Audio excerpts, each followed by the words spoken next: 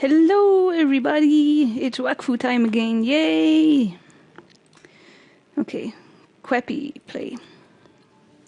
So last time I just introduced the character, briefly skimmed over the probably complex and confusing spell system, and just shown the newbie area a little bit.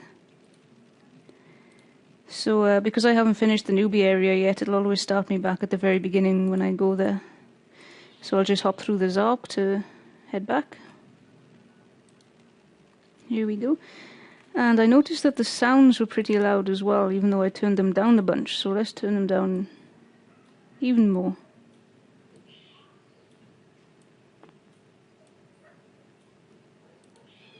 So that should be better, I hope. Okay, and we were fighting Wabbits. Wardents, sorry. I wondered if Warner Brothers would sue Wakfu if they used Wabbits.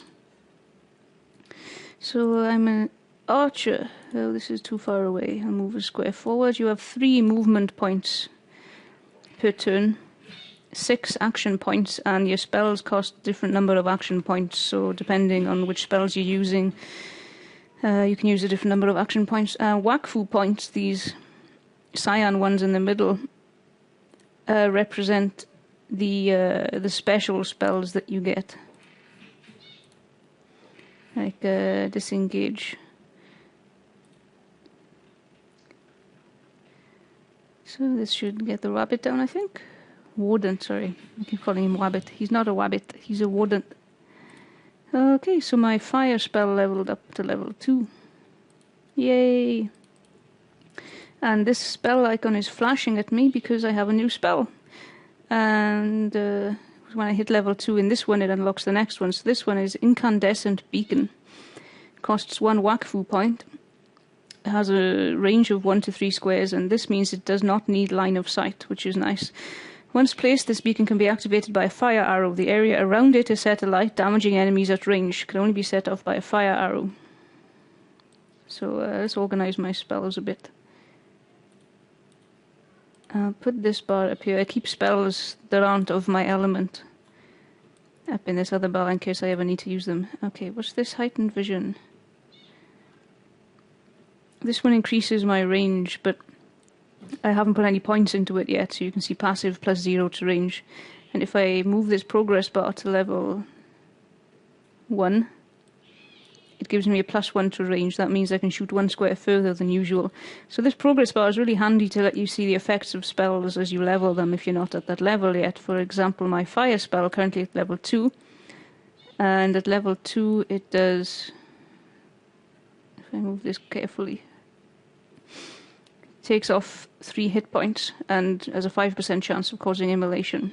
And at level 100 it takes off 34 hit points and has a 20% chance of causing immolation. So it's good to see how powerful spells become and help you decide where you're going to put your points. So I'll just drag my incandescent beacon down there, and we'll have a fight to see if we can learn how to use it.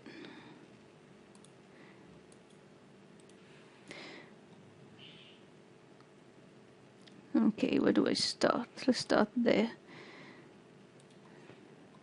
So I'll place my beacon there. That looks quite cool. And shoot it with a fire arrow. Actually, see, it only affects in a cross around it. So shooting it right now won't hurt the rabbit, so I'll just skip this turn. It's still not going to hurt the rabbit, so I'll try and get the rabbit to come in line with the beacon. Now he's out of range of this. And that one, no, I can get him with this one. And this only costs 2 points, so I can do this 3 times to use up my 6 points. Oh, so close. Okay, if I move to there.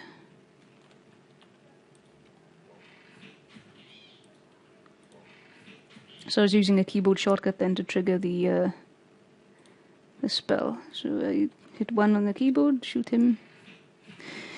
So I didn't get to use my beacon. I guess it's better when there's lots of mobs in the group. So they spread out across the map. And I got a ring from that one. Inventory. So I can wear 2 rings, so I'll just drag that one across. So they give me +1 resistance. Now I got +2 resistance. Yay! Okay, now you don't need to clear all the rabbits here, but the game is very gear based, and it's a good method to clear as much of an area as you can before you move on. In this area, things don't respawn, so once you kill all of the rabbits, they'll stop spawning.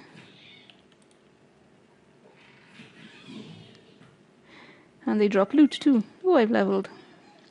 Congratulations, you just leveled up. You are now level 3. It's pretty sparkles. So now I've killed all the rabbits, so this chest has appeared. And this lumberjack here is talking to me. What? What do you want from me? So you need to fight her. So I'll just quickly show her who's boss. Oh, she moves first. That's not fair.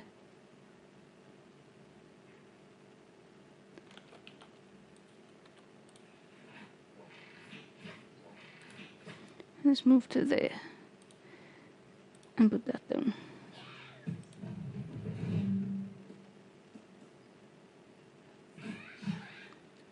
Youch. Can I do that? Yes. And then run back.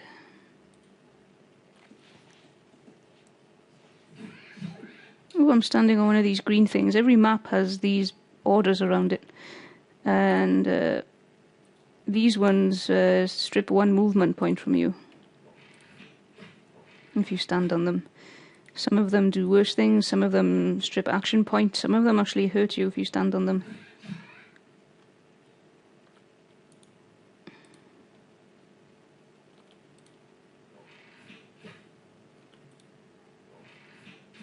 There we go. Yay! Ooh, and I got an emote, red with rage. Let's see what that does. Double click to use, double click that. It's gone into my bar there, and it's called Freak Out.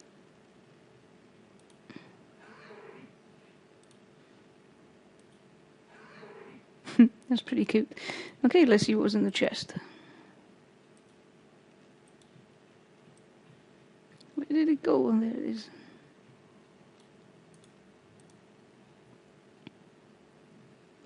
Another emote, yay! Applauding for dummies.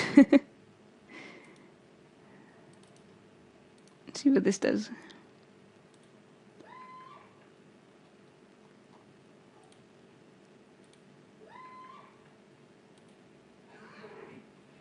That's fun. Okay. You can leave this area now and go through the next Zarp.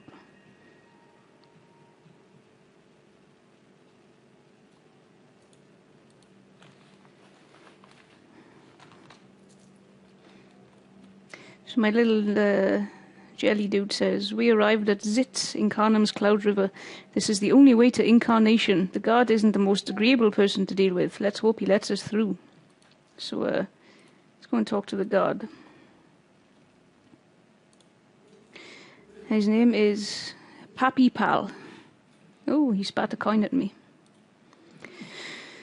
"Welcome to Zitz, New Incarnate. You're at the border of Soul's Crossing, a place bursting with waboons and new game pets, all bright-eyed and bushy-tailed. Believe me, you won't regret it. That'll be 10 karmas." So I say, 10 karmas? I've got nothing on me apart from this talking flam. "Don't worry, I'm prepared for that. Since Ogrest's Chaos, Enter offers made sure everyone is able to make their own money. My role is to teach you how to do it." So I say, "That's excellent. I'll make a fortune." He says, "Whoa, you greedy pig, don't get carried away." So he tells me to... he gives me some ore, and he tells me to go to this machine over here. So I use the machine. This is a minting press. So to make a karma, to make 10 karmas, I need 3 copper and 5 iron, which is exactly what he's given me. So I drag these down, put the 5 in, and drag these 3 down. So this has changed to the karma icon now because it recognizes the recipe, and then I just click craft.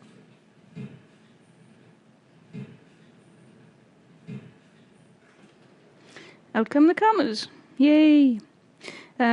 Most everything in Wakfu has a face on it. You see, this thing has got a little face down here. The wheels have got faces. It's got a face there. And there's like market carts in some areas that have faces on the decorations. It's pretty cool. So I talk to him again. Give him the karmas I made. And I say, see you soon, you old snoofle. And this opens up for me, and I run through. And hop through the Zop. And I've unlocked an achievement, a boy and his gremlin. So I can click this, and this opens my achievements. Boy and his gremlin, introduction to Ankama.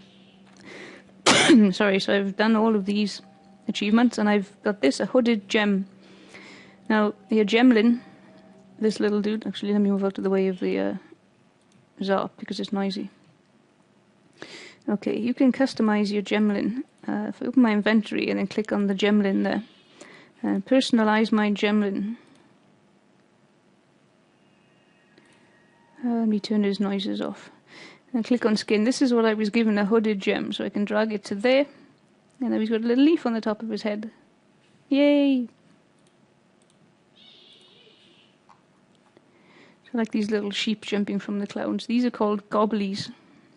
No, gobbles, the sheep. So this is, if I hit the map, this is the extended newbie area. We can drag little map markers on. Or not. I guess maybe you can't do it in this area.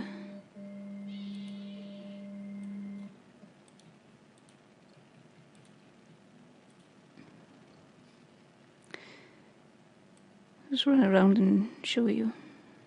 So lots of other people here. Benches, there's benches and stools and things in the game, and you can sit on all of them.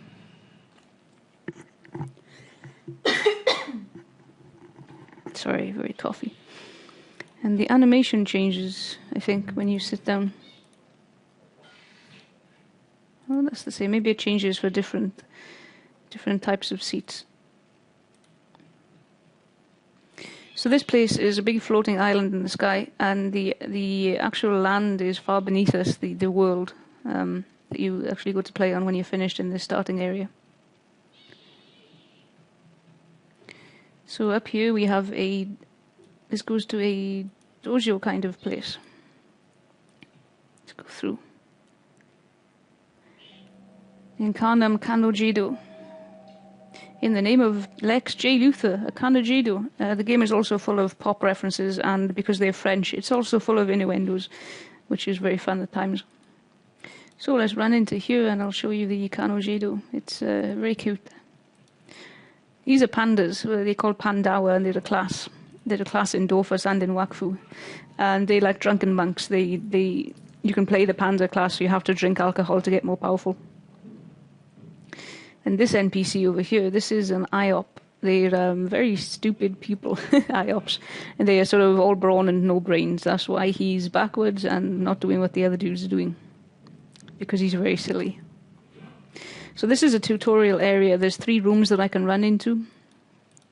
And there are different challenges inside the rooms, and they teach you how to fight. They teach you about elements, which side to attack from to get bonuses. They teach you about the resistances, that kind of thing. So it was pretty cool. And there's this big panda dude up here. And you can talk to Grandmaster Kano. So I like it's very pretty. Yes, he did just yell, kick up the bum.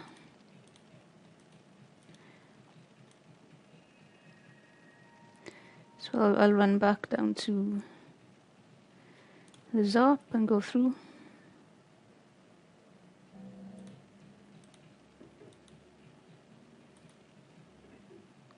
And look how your footsteps change the sound as well as you run. And there's these signs that you can read. And these are like picture diagrams.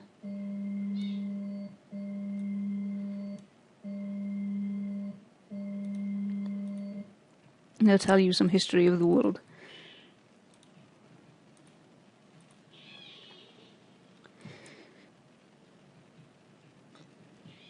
So this is the continuation of the starter area in Wakfu.